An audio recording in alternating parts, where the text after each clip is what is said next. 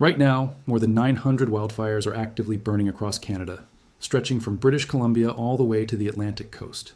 Nearly 800 of them are officially classified as out of control, meaning firefighters aren't currently able to contain them. Smoke from these fires has already turned skies over Washington and D.C. into an orange haze thick enough to obscure the Lincoln Memorial, and it's pushed cities like Toronto, New York, and Chicago into some of the worst air quality readings anywhere in the world on certain days. According to Canada's own government, conditions aren't expected to peak yet, with forecasts pointing to rising fire danger through August. This is it's a story that's winding down. It's one that's still building, and it's already spilled over from a public health crisis into a genuine diplomatic dispute between two countries. Here's exactly what's burning, why the smoke keeps crossing the border, and what the coming weeks actually look like. Let's start with the raw numbers, since they need to be stated plainly. According to the Canadian government's most recent official update, there are 796 active wildfires burning nationally, including 60 that have a full firefighting response committed to them despite still being classified as out of control. Separate tracking around the same period put the total number of active blazes above 900 when counting fires across every level of response. Zoom out to the full season, and the totals grow further still.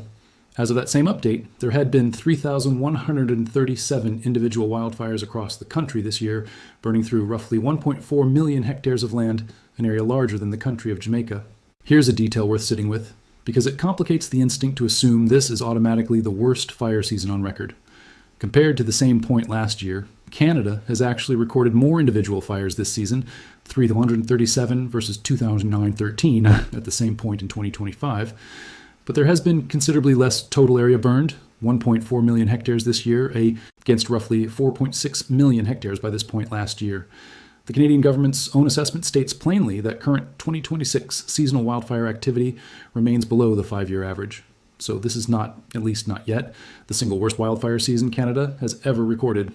What makes this year genuinely significant isn't that it has already broken every record. It's that fire danger is specifically forecast to increase through exactly the time of year when Canadian wildfire activity has historically gotten worse, not better, meaning the season's most dangerous stretch may still be ahead rather than behind.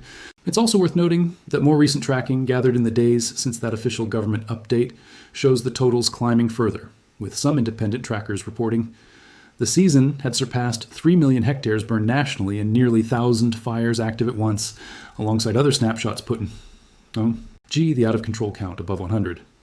Wildfire statistics shift quickly during an active season, and different sources capture the picture at slightly different moments, but the overall trajectory across every source points the same direction, upward, not downward, which lines up with the government's own forecast of worsening conditions through August. The fires aren't concentrated in any single region, they're genuinely coast to coast. At the start of July, fires began igniting across the western half of the country, particularly in British Columbia and the Northwest Territories. From there, activity picked up in Quebec, sending smoke drifting south across eastern Canada. Then, around the middle of July, numerous wildfires broke out in far northern Minnesota and western Ontario, right along the U.S. border, threatening communities on both sides of that line. Northwestern Ontario alone has reported well over 100 actively burning fires in that region, with independent tracking around mid-July counting roughly 148 active wildfires across the district, including dozens still not under control, clustered near communities like Armstrong, Red Lake, Sioux Lookout, and along the Ontario-Minnesota border itself. British Columbia's wildfire tally recently surged past 100 after a barrage of lightning strikes transformed what had been a relatively quiet fire season there into an active one almost overnight. This isn't just a Western and Central Canada story either. On the eastern side of the country, a wildfire burning roughly 100 kilometers northeast of Halifax, Nova Scotia, has forced evacuations and destroyed structures. When a fire season is producing significant evacuation triggering fires in Nova Scotia at the same time as major activity in British Columbia and the Northwest Territories, thousands of kilometers apart, that's a genuinely nationwide event, not a regional one. Provinces including Ontario, Manitoba, and Saskatchewan have all been described by officials as among the hardest hit, with thousands of residents under evacuation orders across the country at various points this month. Now, why has this shown up so directly in American skies? This part of the story affects tens of millions of people who have never set foot in Canada.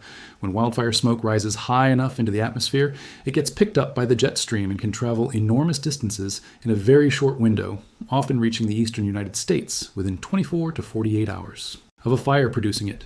That's exactly what's been happening. Smoke from fires burning in Minnesota and across the Canadian border has spread across the Northeast, the Mid-Atlantic, and the Midwest. It's engulfed the Washington, D.C. skyline badly enough to reduce visibility and cast a haze directly over the Lincoln Memorial and the Washington Monument, with National Guard troops photographed patrolling the National Mall under a smoke dim. Mid-sunrise in mid-July. This isn't smoke lingering faintly in the upper atmosphere. It's thick enough to physically obscure national monuments in the country's capital, and thick enough that, at points in mid-July, air quality alerts covered more than 100 million people across major cities, including Minneapolis, Chicago, Detroit, Cleveland, Pittsburgh, Philadelphia, and New York. The National Weather Service has said that rain and storms could help clear the air across the Northeast and Mid-Atlantic at various points, but relief hasn't been universal. Dangerous levels of air pollution have continued hanging over parts of the Midwest, even as other regions saw improvement. For people living in that broad corridor, this hasn't been a one-and-done smoke event. It's cycled through repeatedly, tracking directly with which fires happen to be most active and which way the wind is blowing on a given day, and it will likely keep doing so as long as fires generating that smoke keep burning at this scale. The situation has escalated well beyond a public health story into a political one. In mid-July, President Trump publicly threatened new tariffs on Canada directly tied to the wildfire smoke drifting across the border. In a post on Truth Social, Trump wrote that Canada had refused to engage in basic forest management and debris removal, calling it willful negligence that was becoming a yearly occurrence, and adding that the cost of this pollution must of necessity be added to the tariffs Canada is currently paying. He said he intended to call Canadian Prime Minister Mark Carney to discuss the matter directly. The response from Canadian officials was pointed. Canada's Minister of Emergency Management, Eleanor Olszewski, said the country was working with urgency alongside provincial and territorial partners, and noted Canada has spent billions of dollars on forest fire prevention in recent years, while at least one provincial premier publicly called the tariff threat unacceptable. Whatever one makes of that particular response, it illustrates the scale of what's happening. This is no longer just a story about forests burning in a remote province. It's disrupting air quality, daily life, and now international diplomacy across an entire continent, arriving on top of an already tense trade relationship between the two countries. Here's the part of this story that deserves the most attention, because it's easy to look at a headline about hundreds of fires and assume the danger has already peaked. Based on Canada's own government assessment, it hasn't. Environment and climate change. Canada's forecasts point to above-average temperatures acquiesce much of the country from July through August, with dry conditions specifically expected in regions like Manitoba and northwestern Ontario. Their modeling shows fire danger remaining highest through July across the Northwest T territories, Nunavut, northern Manitoba, and the area surrounding Hudson Bay, with elevated potential building in northern Ontario and Quebec as well. The agency tracking this fire season isn't saying conditions are stabilizing. It's forecasting sustained heat and dryness across exactly the regions currently producing the most fire activity for the next full month. Most smoke down into the United States are the ones expected to stay under elevated or rising fire danger through the heart of summer. This is also historically the point in the season when Canadian wildfire activity tends to intensify rather than wind down. July and August are peak fire months across most of the country's boreal forest regions. A fire season already producing 900-plus active fires heading into that stretch, with government forecasts calling for continued heat and dryness in the highest risk zones, is a season with real room to get worse before it gets better. Before getting to the human cost of this season, it's worth explaining something that makes wildfires of this scale fundamentally more dangerous than most people realize. Under the right conditions, a large enough wildfire doesn't just burn, it starts generating its own weather. When a fire is intense enough and the atmosphere above it is unstable, the extreme heat entirely by the fire itself, complete with its own lightning. That lightning can then spark entirely new fires miles away from the original blaze, with no other ignition source involved. This phenomenon has been documented and photographed during past major Canadian fire seasons, including notable pyrocumulonimbus events during the record-breaking 2023 season. It's part of why a single lightning event, like the barrage that recently transformed British Columbia's fire season almost overnight, can produce dozens of new ignition points simultaneously, and part of why firefighting agencies treat large established wildfires as genuinely unpredictable systems rather than a simple line of flame moving steadily across a landscape. A fire capable of generating its own thunderstorm can also generate its own erratic wind shifts, sudden intensification, and unpredictable spread patterns that put firefighting crews at serious risk. With over 900 active fires and roughly 800 officially out of control this season, The odds that at least some of these blazes have grown large enough to begin influencing their own local weather are genuinely real. And it's one of the reasons containment lines that hold for days can suddenly fail when a fire's own convective activity abruptly shifts the wind pattern around it. It's worth being precise about something else because it matters for understanding where this goes next. This isn't one uniform crisis playing out identically across the entire country. It's several distinct fire situations happening at once, each driven by somewhat different conditions. In British Columbia, this season started out relatively quiet before a lightning barrage effectively reset the picture overnight, pushing the province's active fire tally past 100 in a short window, a pattern British Columbia has seen before. Long stretches of manageable activity punctuated by a single dry lightning event igniting dozens of new fires across remote RD to access terrain simultaneously. In the Northwest Territories and Nunavut, the concern is less about a single dramatic ignition event and more about sustained structural risk, since these are among the regions the federal government specifically flagged as facing the highest fire danger through the rest of July, driven by persistent above-average heat and dry conditions rather than any single spark event. Northwestern Ontario is dealing with both sheer fire count, well over 100 actively burning in that region alone, and proximity to a major population corridor, which is part of why the smoke reaching Minnesota and the Great Lakes has been so thick and so persistent. Fires burning close to the Ontario-Minnesota border don't need to travel far at all before coming to us. Air smoke starts affecting American communities directly. And out on the Atlantic coast, Nova Scotia's fire near Halifax represents something slightly different again. A fire close enough to a major population center to force real evacuations and structural losses in a part of the country that doesn't typically dominate wildfire headlines the way the western provinces use. All I do. When a fire season is serious enough to produce a significant evacuation triggering event in Nova Scotia, at the same time British Columbia, the Northwest Territories, and Northwestern Ontario are all dealing with their own major fire activity. You're looking at a season with very little geographic mercy. Iris, or the total hectares, burned. They also weigh the number of people directly affected, the scale of evacuation operations required, the public health impact of smoke exposure, and disruptions to transportation and economic activity.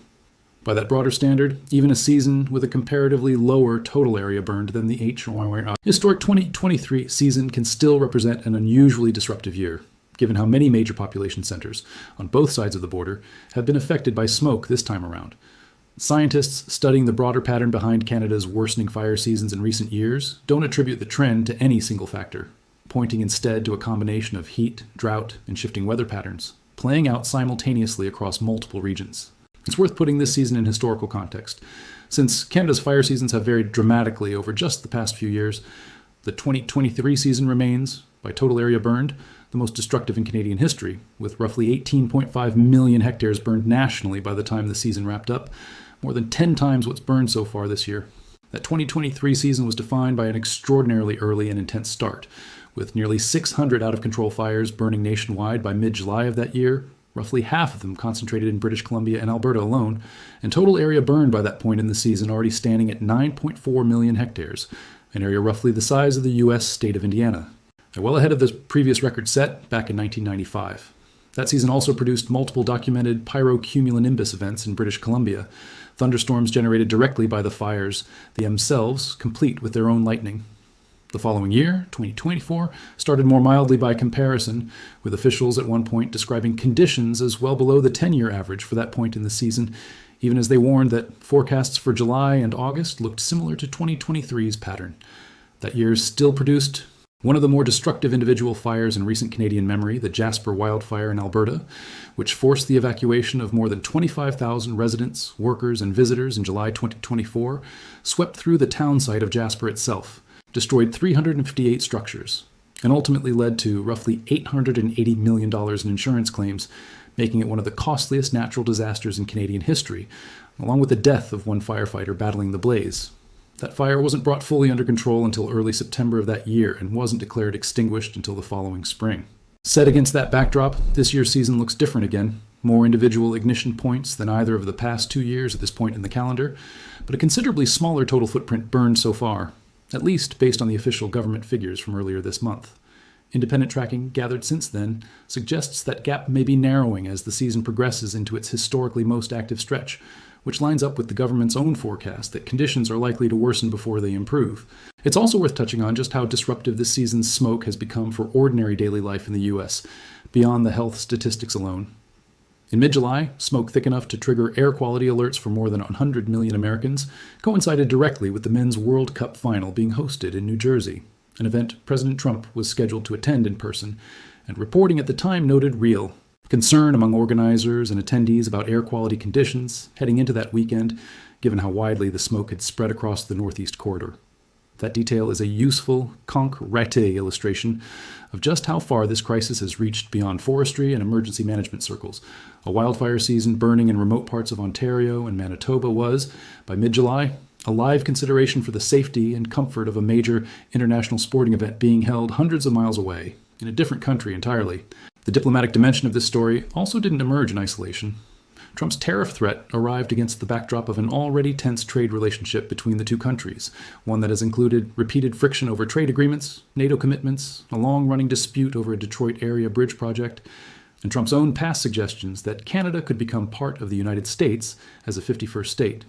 Current U.S. tariffs on Canadian goods stood at around 10% the time of the wildfire smoke dispute, though the bulk of Canadian imports remained exempt under the terms of the U.S.-Mexico-Canada trade agreement signed during Trump's first term, meaning any formal move to fold wildfire-related costs directly into tariff policy would likely require navigating that existing trade framework rather than simply layering a new charge on top of it. Trump's ability to unilaterally impose sweeping new tariffs had also been constrained earlier this year by a Supreme Court ruling that blocked his use of a particular economic emergency powers law, an added legal wrinkle around how, or whether, this specific threat could actually be carried out as stated. None of that diplomatic and legal context changes the underlying wildfire numbers, but it helps explain why a story about forest fires became, within the span of about a week, a live topic in White House trade policy discussions. For people living anywhere in the affected corridor, from the Canadian provinces themselves down through Minnesota, the Great Lakes, the Midwest, and the Northeast U.S., the practical guidance has stayed fairly consistent throughout this event. Monitor local air quality index readings regularly, since conditions can EFT within hours depending on wind direction and which fires happen to be most active. Limit prolonged or strenuous outdoor activity on days when air quality reaches unhealthy levels, particularly for children, older adults, and anyone with existing respiratory or cardiovascular conditions, and consider wearing a well-fitted mask outdoors during the worst smoke events, since particulate matter from wildfire smoke is small enough to penetrate deep into the lungs and, in prolonged exposure, the bloodstream. For Canadians directly in the path of these fires, official guidance has centered on heeding evacuation orders promptly when issued, since fire behavior influenced by pyrocumulonimbus activity or sudden wind shifts can change containment situations faster than authorities are sometimes able to warn residents in advance. It's also worth explaining briefly why wildfire smoke specifically is treated as such a serious public health concern by agencies on both sides of the border, beyond simply reducing visibility or discoloring the sky. The particulate matter in wildfire smoke, especially the smallest particles, categorized by air quality monitors as PM2.5, is small enough to bypass the body's normal respiratory defenses and lodge deep in the lungs, and in some cases pass into the bloodstream entirely. That's part of why air quality index readings during major smoke events get treated with the same seriousness as readings during industrial pollution events, even though the source is a natural process rather than a factor, or vehicle emissions. For most healthy adults, short-term exposure to elevated smoke levels typically causes symptoms like eye and throat irritation, coughing, or mild headache, symptoms that generally resolve once air quality improves. For more vulnerable groups, including young children, older adults, pregnant women, and anyone with asthma, COPD, or existing heart conditions, sustained exposure to wildfire smoke carries meaningfully higher health risks, which is why public health messaging during events like this one consistently singles out those groups for more cautious guidance around limiting outdoor exposure. It's also worth noting the sheer scale of displacement this season has already caused within Canada itself, separate from the smoke crossing into the U.S. Thousands of residents across multiple provinces, including Ontario, Manitoba, and Saskatchewan among the hardest hit, have been placed under evacuation orders at various points this month, with a ditch. ONAL evacuation alerts affecting thousands more in communities like Kimberley, British Columbia, where shifting winds were cited as a critical factor in the decision to warn roughly 8,000 residents to be ready to leave on short notice. Those numbers tend to get overshadowed in American coverage, which understandably sees on the smoke crossing the border. But for the communities directly in these fires' paths, actual evacuation, not just degraded air quality, has been the immediate lived reality of this season.